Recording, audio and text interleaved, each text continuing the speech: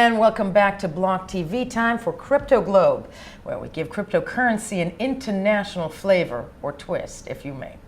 On Wednesday, the military wing, HAMAS, the Palestinian group that rules the Gaza Strip, posted a 34-character sequence of letters and numbers that it hopes will help free it from the blockade imposed on it by Israel and Egypt. The spokesman of the group, listed by the United States, EU, and many others in the West as a terrorist organization, tweeted out a call for donations in Bitcoin. We call on all resistance lovers and supporters of our just cause to financially support the resistance through the Bitcoin transaction via the mechanisms that we will announce soon. That is what the message read.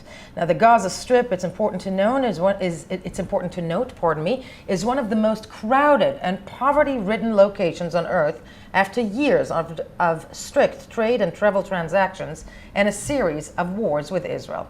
To learn what the cryptocurrency could mean for that place, for the Gaza Strip, and how it could work, we're joined in studio by Middle East analyst Mohammed Al-Qassem, hello to you, and by One Alpha CEO Yaniv Feldman, hello to you. Mohammed, I'm going to start with you. To begin with, the Gaza Strip, the year is 2018. What is the situation there on the ground? I have to take you back to 2006 when the Hamas movement, which is one Palestinian faction, the second largest within the Palestinian territories, won the Palestinian Legislative Council. In democratic elections. Exactly. Yes. A year later, its forces were threatened by its rival, the Fatah forces. They thought that they were about to be undertaken by them. They took their own, made their own coup, so to speak, and they took control of the Gaza Strip from the Fatah rivals and set up their own government. That resulted in a blockade by Israel, an extreme blockade put together by Israel, also by Egypt from the other side. And because the Palestinian Authority, led by the Fatah movement, wants to regain control of the Gaza Strip, in the last year or so, they have imposed their own sanctions on the Gaza Strip. Couple that with the advent of President Donald Trump and him cutting off funds to the Palestinian Authority and also to UNRWA, that's the United Nations Refugee and Works Agency that works specifically with Palestinian refugees, and many of the residents in Gaza are Palestinian refugees. That put a lot of hardships on the Palestinians there and also on Hamas, which is the governing body in the Gaza Strip. Because of all these elements put together, Hamas now is struggling and feeling the money crunch. Feeling the money crunch, aid is not coming in, is it? Or it's very hard for aid money to come in? Very little, if any. And any money that goes in, it has to be closely watched and scrutinized by Israel. In fact, for the last few months, Qatar, a wealthy Arab, rich country in the Gulf, has been contributing some $15 to $20 million in cash to the Gaza Strip, in addition to $10 million monthly payment to Israel for electricity. That has changed last week. Hamas rejected the money, saying that Israel has been basically dictating the steps on the ground of where the money goes. So now Qatar entered into an agreement. It's a temporary agreement. It's really not going to solve the problems in Gaza, but it's going to help for the next 4 to 6 months, trying, in an attempt to alleviate the dire humanitarian and economic situation there is a humanitarian situation on the ground. There were 3 wars with Israel over the course of the last 7 years that said it left the population with very little infrastructure, correct? Very little electricity. Absolutely. The people in Gaza, the Palestinians in Gaza, get electricity for about 4 to 8 hours a day, 8 being the most generous. It's the health system in the Gaza Strip is about to collapse. There is no fuel to provide fuel for these hospitals, lack of medical equipments and medicine to go in. And also, let's not forget that unemployment rate in the Gaza Strip hovers between 55 to 60%. That all these together makes the Gaza Strip a bomb waiting to explode. A bomb waiting to explode. And apropos of that, Yaniv Feldman, I want to ask you. So here we have the situation: no aid coming in, an infrastructure that's falling apart.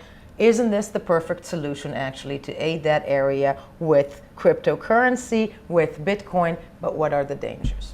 So basically, Bitcoin started out as an experiment for a censorship-resistant store of value, censorship-resistant a means of exchange, and basically that's the solution for stuff like that. We've seen it all over the world, in Venezuela, in Iran, in Turkey, every place that there are economic issues, whether it's blockade or inflation or anything of that sort, people flock to Bitcoin as an alternative currency, as an alternative store of value. And that's one of the things that can solve these kind of situations. The risk from Bitcoin's perspective is that basically by doing so, they're making Bitcoin unfungible for the rest of the world.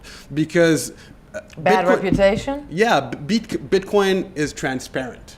You can see everything. You can see where the money is coming from and where the money is going to. You don't know who the people are on both ends, but if you're smart enough, and governments are, you can trace transaction and you can basically get to where they're from and sometimes even who they're from.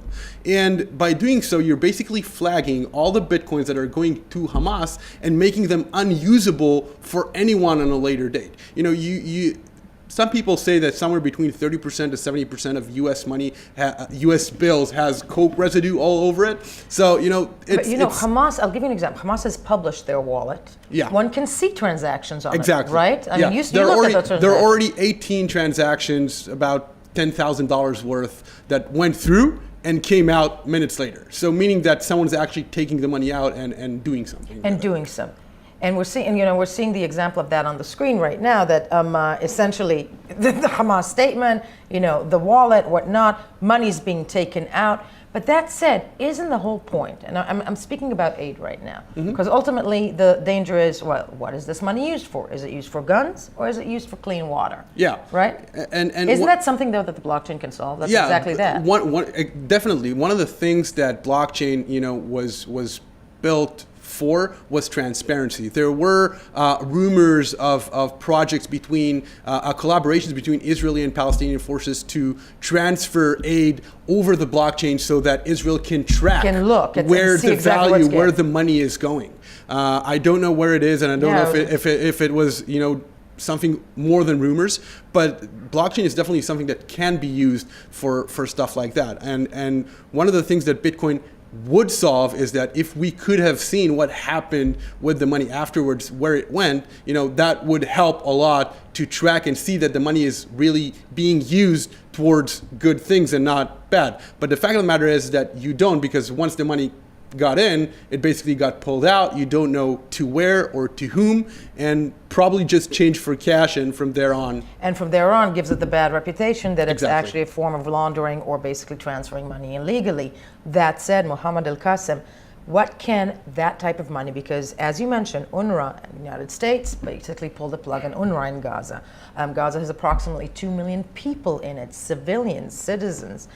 Many are saying that, a war can't even, another war between it and Israel cannot even happen, because what is the infrastructure situation right now in Gaza? What can that money do for them? We know what the situation is. What can that money solve for Gaza?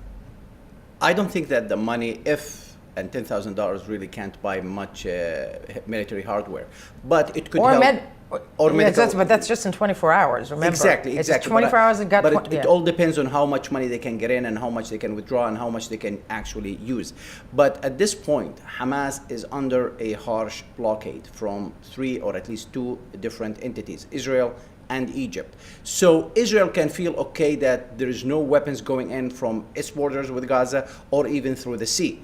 It falls on Egypt to make sure that no weapons are going through the tunnels from the Sinai Peninsula into Gaza. And I think Egypt has fixed that problem for the most part by flooding all the tunnels coming in from the Gaza Strip and also getting closer to the Hamas movement in Gaza, threatening them and warning them and making sure that if you don't align yourself and if you do not work with us, then you will lose. And the Hamas movement and Hamas's leaders fully understands that.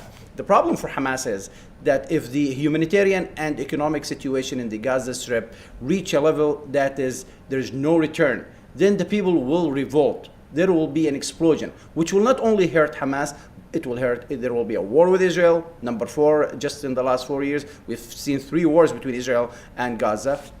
And it will also impact the Palestinians themselves. It will affect Egypt and the international community, because we're talking about a humanitarian crisis right now. So whatever money can go in, we are hoping and assuming it will go to helping people at least survive. Do we know that? No. Why? Because we don't know who withdrew the money. We know maybe it's Hamas, but we don't know what they're going to use it for. And this is the problem. The problem is, if Israel and the international community work together in trying to get money in through Bitcoin or whatever, and making sure that it goes for the right project, then we are on the right track. The problem is, no one wants to work with the Hamas government or the Hamas movement because they're in charge of the Gaza Strip. And right now, who's paying the price? The ultimate price is being paid by the civilians in Gaza. Well, do you think, though, Mohammed, actually, Yaniv, do you think that that going to cryptocurrency as fiat is a possibility for Gaza? Because at the end of the day, if they do that, I mean, let's face it, one can say that, you know, independence comes through financial independence, and that would give rogue states financial independence, not just Gaza. No, but we have to go back, you know, to where money came from. And the thing is that if Hamas tries to do something like maybe launch their own crypto fiat like Hamas coin or whatever, exactly. the problem is not within the Gaza Strip. The problem is with its communication with the outside world. And I don't think that anyone would be willing to accept Hamas coin as something that actually stores value. So in that purpose, it might somehow help, you know, the economy within itself, but it won't solve the basic problem of aid coming in from the outside. It won't lead to independence, one can say. Yeah. It won't lead to independence. Yaniv Feldman, Mohammed Al-Qassem, thank you so much for shedding light on this very fascinating issue. That was it for us. Don't go anywhere. We'll be right back.